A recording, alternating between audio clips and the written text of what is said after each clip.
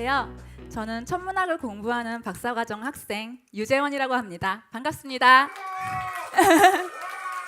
감사합니다. 네, 점점 더 많은 분들께서 천문학에 관심을 가져주고 계세요. 정말 감사드리고요. 오늘도 톡이 천문학 관련해서 2개나 있는데요. 제가 오늘 소개해드릴 내용은 은하단의 비밀을 밝혀줄 아주 고마운 친구 ICL입니다. 네, 먼저 우리가 어디에 살고 있나 한번 살펴볼까요? 혹시 우주적으로 우리가 어디에 있는지 궁금해 보신 적 있으세요? 네, 여기는 도룡동 3-1이라고 합니다. 그리고 유성구, 대전, 대한민국 점점 크게 나가봐요. 네, 우리는 지구에 살고 있죠. 그리고 이 지구는 다시 태양계에 속해 있습니다. 이 태양계는 다시 우리 은하 안에 이렇게 위치해 있어요. 네. 은하에는 우리 태양 같은 별들이 수백억 개, 수천억 개 모여 있습니다. 그래서 이런 별의 집단을 은하라고 하죠. 그리고 우리 은하랑 우리 이웃 은하인 안드로메다 은하는 로컬 그룹이라는 그룹 안에 속해 있어요. 네. 그래서 이런 로컬 그룹에는 50개가 넘는 은하도 들어있고요. 이런 것들을 은하군이라고 합니다. 은하양 아니고요. 네. 죄송합니다. 네, 그러면 은하군보다 더 큰 게 있을까요? 여기 답이 있죠. 네, 은하단이 더 큽니다. 은하단은 은하가 아까 보신 이런 은하가 1000개 정도 혹은 더 많이 들어있으면 은하단이라고 해요. 네, 엄청난 스케일이죠. 10의 15승계의 태양이 있는 그런 아주 막대한 질량의 그런 천체입니다. 네, 맞습니다. 네, 맞습니다. 별이죠. 태양도 별이죠. 네, 그러면 은하단보다 더 큰 게 있을까요? 네. 네, 초은하단이라는 게 있고요. 그리고 지금 보시는 것처럼 은하 거대 구조라는 게 있어요. 근데 이 은하 거대 구조는 이렇게 우주에 필라멘트처럼 이렇게 퍼져 있는 거지 중력으로 모여 있는 거는 아니거든요. 그래서 중력으로 모여 있는 그런 천체들, 우리가 연구하고 있는 천체들 중에서 가장 큰 것이 바로 은하단입니다. 네. 은하단은 이렇게 수천 개의 은하로 이루어진 우주에서 가장 큰 안정된 시스템이고요. 네, 그래서 이 은하단이 어떻게 만들어져서 어떻게 발달했는지 이걸 알아보면은 우리가 볼 수 있는 그런 우주에서의 구조가 어떻게 만들어져 왔는지를 알 수 있어요. 네, 그래서 은하단을 공부함으로써 우리는 우주에 대해서 더 많이 이해할 수 있는 거죠. 네, 멋지지 않나요? 네, 혹시 은하단이 멋있다고 생각하시는 분 손 한번 들어보실까요? 와, 네, 미래의 천문학자가 이렇게 많다니 놀랐습니다. 네, 나중에 만나요. 네, 저는 은하단을 연구하는데 ICL이라는 걸 사용해요. ICL, 인트라클러스터 라이트라고 합니다. 굉장히 생소하시죠? 천문학자들 사이에서도 그렇게 많은 사람 많이지 않아요. 여기 오신 분들은 행운아입니다. 네, ICL은 은하단 안에 있는 별빛인데요. 은하에는 정작 속하지 않은 은하단 전체의 포텐셜에 중력에 영향을 받고 있는 그런 별빛입니다. 네, 그래서 ICL을 공부하면은 그 ICL이 들어있는 은하단에서 어떤 일이 있었는지를 우리가 알 수 있게 돼요. 예를 들어서요. ICL이 생성되는 기작 첫 번째 시나리오. 이렇게 큰 은하가 2개가 와락 합쳐져 버려요. 그러면은 그 전에는 은하 안에 이렇게 동글동글하게 별들이 잘 뭉쳐 있다가 뭉치고 나서는 합쳐지고 나서는 이렇게 바깥으로 튕겨져 나갈 수가 있어요. 그러면 은하 안에 있던 별들이 바깥에 나와서 은하단을 이렇게 흘러 다닐 수가 있게 되는 거죠. 그러면 ICL이 되는 거예요.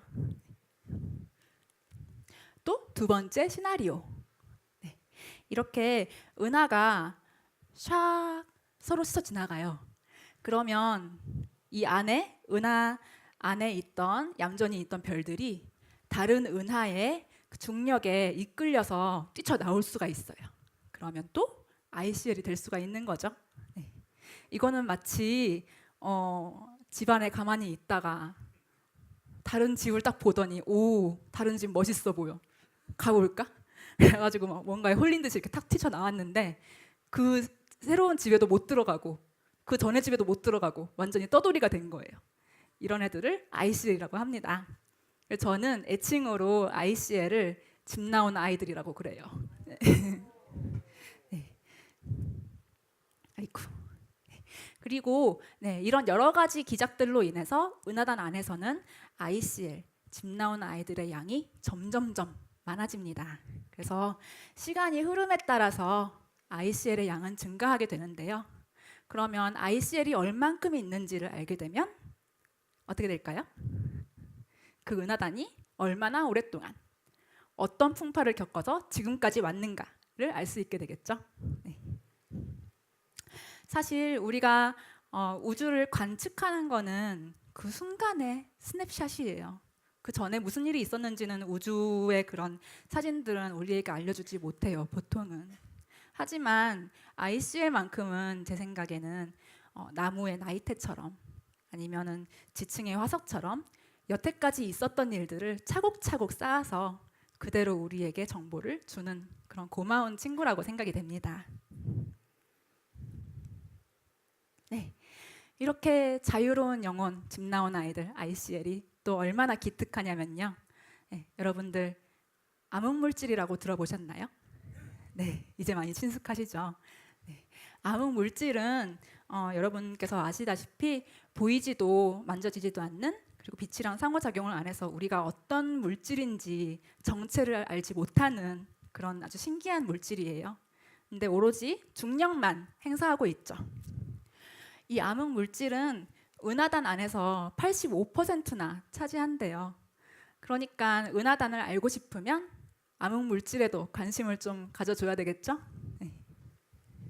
그런데 ICL은 아까 설명드렸던 것처럼 그 은하에서 튀어나와서 은하단의 중력에서 이렇게 헤엄치고 다니는 아이들입니다. 그러니까 중력이 있는 곳에 ICL도 함께 있겠죠. 다시 암흑 물질이 있는 곳에 중력이 있고 거기 안에 ICL이 있을 수가 있겠죠.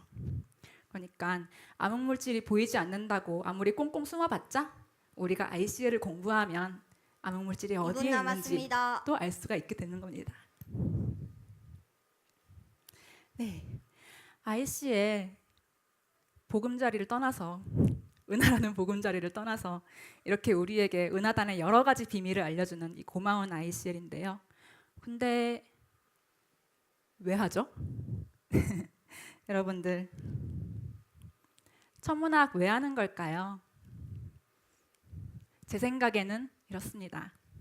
인간이 할 수 있는 행위 중에서 가장 아름답고 가장 의미 있는 것이 우주를 이해하는 거 아닐까요?